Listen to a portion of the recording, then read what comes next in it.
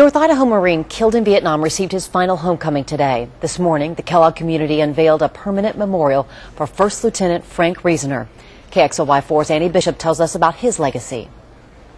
First Lieutenant Frank Reasoner grew up here in Kellogg, and now 40 years after his death, the community here finally has a permanent place to remember his legacy. They've kept my father's memory alive for me my whole life. As the rain poured, dozens of neighbors gathered under a tent to honor a local Marine, a hero, a father. I wasn't quite 2 years old, so I never really knew my father. Michael Reasoner only knows his legacy. He strove and joined the Marine Corps, petitioned as congressman, eventually got an appointment to West Point, was able to get himself an education, become an officer.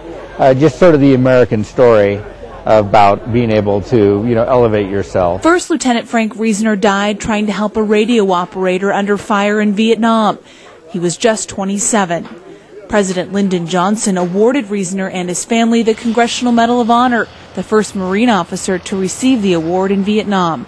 A battleship was also named after him, and now this. Kind of like finally the community gives him a rightful place. Veterans in the Silver Valley spent the past 3 years and raised more than $10,000 to make sure Reasoner would never be forgotten. I see a guy who also stepped up to the mark and said, okay, I'll give it all, and probably didn't even give it a second thought. It's really touching. It's really neat to see someone remembered after all these years. The memorial is part of an overall plan to honor every single veteran in the Silver Valley.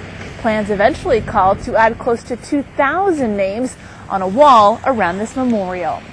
Reporting in the Silver Valley, Annie Bishop, KXLY4 HD News.